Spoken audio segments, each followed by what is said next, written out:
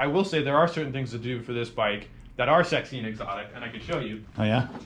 Oh, because the cranks. I'm now a dealer for 5 Dev. Oh yeah. And so those are sweet. These would look just excellent on this bike. I think you were telling me they come in any length you want. Well, they go down to I think 150. Jeez. Up to 175. Wow. And each one is made size specific because they're completely CNC'd from 7000 series block. Okay. So they aren't using forged blanks first like most manufacturers. Yeah. So each one, the end where the pedal is going to be tapered like this for extra ground clearance. Oh, nice. And so this, basically the length of it changes from here to here, not at this end. Oh, so okay. Each one always looks like this in its profile at the very end for maximum ground clearance if you're trying to get that.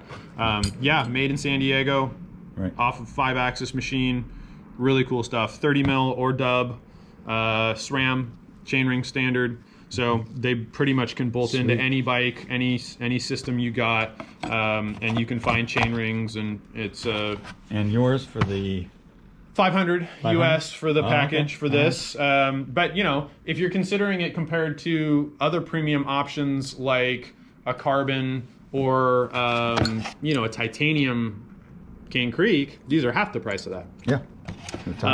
So I don't know. I think these are pretty sweet for what they are, because there is kind of a lack of options in this range as far as like a killer high-end set of cranks that isn't carbon.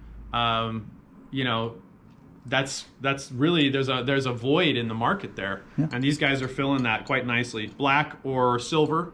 And how's carbon holding up in the crank sector these days? It's hit and miss, but I mean, they're still kind of a prime offender when it comes to failures, and it's not necessarily like they're just catastrophically snapping in half, although we do see that from time to time. Typically that's going to be from some kind of a previous rock impact or some damage to the carbon. Typically you're not going to see it from just normal use unless you're running like a XC carbon crank on a downhill bike.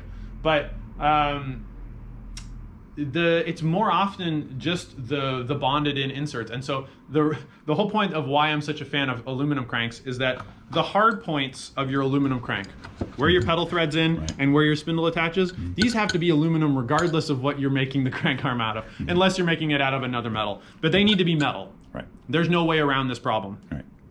So that means that the aluminum for your pedal and the aluminum for your spindle has to be bonded into that carbon.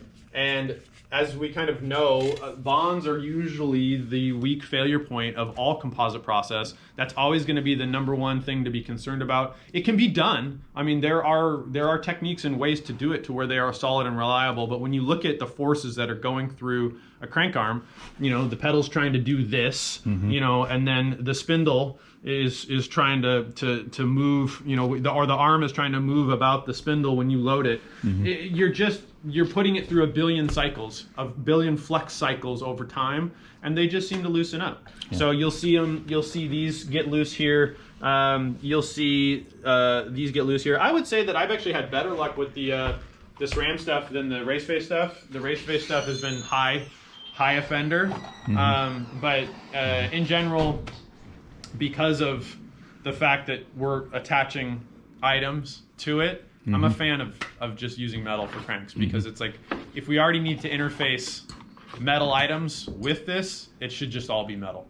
I mean, I like carbon when it can be in a solid tubular function, but when you start to have to bond stuff in, that's where it gets harder to It doesn't feel like too much of a weight penalty on these. No, these are super light. Yeah. These are under 500 grams for the setup. I mean, these are in the same, very similar weight range to Cane Creek tie and to like a good enduro carbon crank set.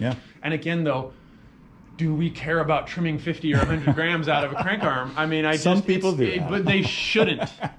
Is my point, is they shouldn't. That's for another podcast. No, it's not. You save weight in a myriad of other places where it makes more of a difference. You want to do carbon rims, you want to do lighter tires, you want to do carbon handlebar, fine.